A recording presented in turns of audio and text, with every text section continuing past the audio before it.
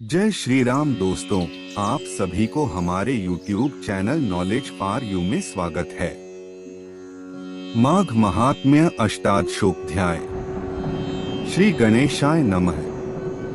श्री वशिष्ठ ऋषि कहने लगे कि हे राजन, मैंने दत्तात्रेय जी द्वारा कहा माघ मास महात्म्य कहा, अब माघ मास के स्नान का फल सुनो। हे परंतप, माघ स्नान सब यज्ञों, व्रतों का और तपों का फल देने वाला है। माघ मास में स्नान करने वाले स्वयं तो स्वर्ग में जाते ही हैं, उनके माता और पिता दोनों के कुलों को भी स्वर्ग प्राप्त होता है। जो माघ मास में सूर्योदय के समय नदी आदि में स्नान करता है, उसके माता पिता के साथ कुलों की पीढ़ी स्वर्ग को प्राप्त होती है। माघ मास में स्नान करने वाले दुराचारी और कुकर्मी मनुष्य भी पापों से मुक्त हो जाते हैं और इस मास में हरि का पूजन करने वाले पाप समुदाय से छूटकर भगवान के सदृश शरीर वाले हो जाते हैं। यदि कोई आलस से भी माघ में स्नान करता है, उसके भी सब पाप नष्ट हो जाते हैं। जैसे गंधर्व कन्याएं राजा के श्राप से भयंकर कल को भोगती हुई लोमश ऋषि के वचन से माघ में स्नान करने से पापों से छूट गईं। यह वार्ता सुनकर राजा दिलीप विनय से पूछने लगा कि गुरुदेव, ये कन्याएं किसकी थीं? उनको कब और कैसे श्राप मिला? उनके नाम क्या थे? ऋषि के वाक्य से कैसे श्राप मुक्त हुई और उन्होंने कहां पर स्नान किया? आप विस्तार पूर्वक सब कथा कहिए। वशिष्ठ जी कहने लगे, हे राजा, जैसे अग्नि से स्वयं अग्नि उत्पन्न होती है, वैसे ही यह कथा धर्म और संतान उत्पन्न करती है। हे राजन, सुख संगीत नामक गंधर्व की कन्या का नाम विमोहिनी था। सुशीला तथा स्वर वेदी की सुंबरा, चंद्रकांत की सुतारा तथा सुप्रभा की कन्या चंद्रिका, ये पांच सब समान आयु वाली तथा चंद्रमा के समान कांति वाली और सुंदर थी। जैसे रात्रि को चंद्रमा शोभायमान होता है, वैसे ही पुष्प की कलियों के समान खिली हुई यह अप्सराएं थी। ऊंचे पयोधर वाली पद्मनी वैशाख मास की कामिनी यौवन दिखाती हुई नवीन पत्तों वाली लता के सदृश गोरे रंग, सोने के सदृश चमकती हुई और सोने के अलंकारों से सुशोभित सुंदर वस्त्र धारण किए हुए, अनेक प्रकार के गाने और वीणा अथवा बांसुरी तथा दूसरे बाजे बजाने में प्रवीण और ताल, स्वर तथा नृत्य कला में निपुण थी। इस प्रकार वे कन्याएं क्रीड़ा करती हुई कुबेर के स्थान में विचरती थी। एक समय कौतुकवश माघ मास में एक वन से दूसरे वन में विचरती हुई मंदिर के पुष्प तोड़कर सरोवर पर गौरी पूजा के लिए गईं।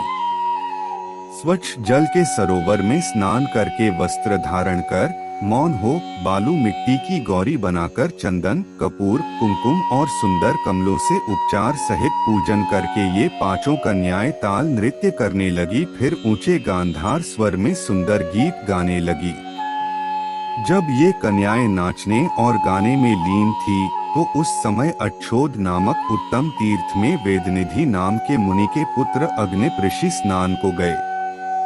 वह युवा ऋषि सुंदर मुख, कमल सदृश नयन, विशाल छाती, सुंदर भुजाओं वाला, दूसरे कामदेव के समान था। शिखा सहित दंड लिए, मृगचर्म ओढ़े, यज्ञोपवीत धारण किए हुए था। उसको देखकर पांचों कन्याएं मुग्ध हो गई और उसका रूप व यौवन देखकर कामदेव से पीड़ित हो देखो देखो सा कहती हुई उस ब्राह्मण के चित्त में कामदेव का डर उत्पन्न करने लगी और आपस में विचार करने लगी कि यह कौन है? रति रहित होने से कामदेव नहीं और एक होने से अश्विनी कुमार नहीं। यह कोई गंधर्व या किन्नर या कामरूप धारण कर कोई सिद्ध या किसी ऋषि का श्रेष्ठ पुत्र या मनुष्य है। कोई भी हो, ब्रह्मा जी ने इसको हमारे लिए बनाया है। जैसे पूर्व कर्म के प्रभाव से संपत्ति प्राप्त होती है, वैसे ही गौरी जी ने हम कुमारियों के लिए श्रेष्ठ वर दिया है और आपस में यह तुम्हारा वर है या मेरा अथवा सबका सा कहने लगी। जिस समय उस ऋषि पुत्र ने अपनी मध्याह्न की क्रिया करके से वचन सुने तो वह सोचने लगा कि यह तो बहुत बड़ी समस्या उत्पन्न हो गई। ब्रह्मा, विष्णु, महेश आदि देवता तथा बड़े योगीश्वर भी स्त्रियों के भ्रमजाल में मोहित हो गए हैं।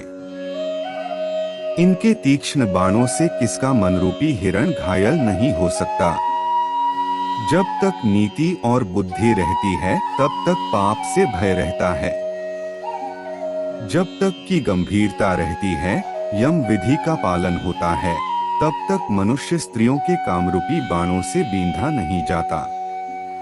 ये मुझे उन्मत्त और मुग्ध कर रही हैं। किन गुणों से धर्म की रक्षा हो सकती है?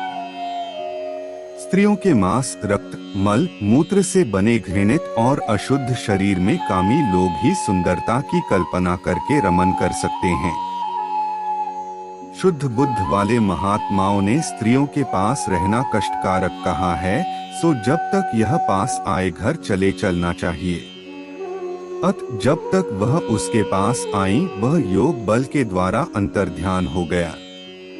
ऋषि पुत्र के से अद्भुत कर्म देखकर वह चकित होकर डरी हुई चारों ओर देखने लगी और आपस में कहने लगी कि यह क्या इंद्रजाल था जो देखते देखते विलीन हो गया। और वह विरहा की अग्नि में जलने लगी और कहने लगी कि हे कांत, तुम हमको छोड़कर कहाँ चले गए? क्या तुमको ब्रह्मा ने हमको विरह रूपी अग्नि में जलाने के लिए बनाया था? क्या तुम्हारा चित्त दया रहित है जो हमारा चित्त दुखाकर चले गए? क्या तुमको हमारा विश्वास नहीं? क्या तुम कोई मायावी हो? बिना किसी अपराध के हम लोगों पर क्यों क्रोध करते हो? तुम्हारे बिना हम नहीं जिएंगी। जहाँ पर आप गए हो हमें शीघ्र ले चलो, हमारा संताप हरो और हमें दर्शन दो। सज्जन लोग किसी का नाश नहीं देखते। इति श्री पद्मपुराणे माघ महात्म्य अष्टादशोऽध्याय श्री कृष्ण समर्पणमस्तु। आपको हमारा ये वीडियो कैसा लगा कमेंट्स कर जरूर बताएं। साथ में अपनी प्रियजनों के साथ भी ये वीडियो शेयर करें। ऐसे नई जानकारी के लिए हमेशा हमारे चैनल नॉलेज फॉर यू से जुड़े रहिए। फिर मिलेंगे हमारा अगला वीडियो में नई जानकारी के साथ। तब तक के लिए आज्ञा दे। नमस्कार।